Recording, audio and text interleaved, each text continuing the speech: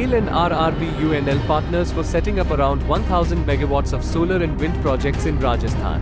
With an intent of optimizing the operations of gas-based power plants in Rajasthan, RRVUNL and GAIL shall explore the possibility of transferring RRVUNL's gas-based power plant located in Dholpur and Ramgarh, Rajasthan to a proposed joint venture company, JVC, between GAIL and RRVUNL.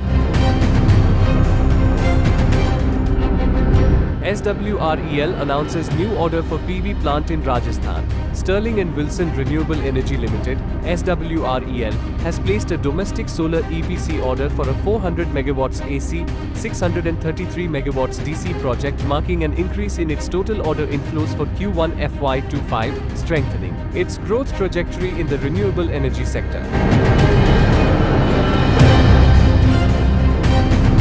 Government approves 20% premium on gas produced from new wells for ONGC. The implementation of the policy decision aligns with the national vision of achieving the target of share of natural gas in the Indian energy basket from 6% to 15% by 2030.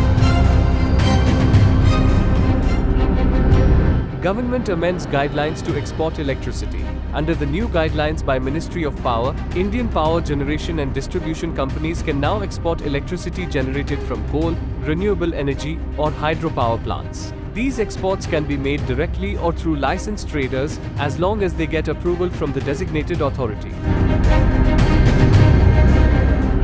GAIL secures 2 times 800 megawatts DVC thermal power project. This is the first 800 megawatts project of Damodar Valley Corporation and will be set up adjacent to the existing 2 times 500 megawatts units, which were also installed by GAIL on an EPC basis.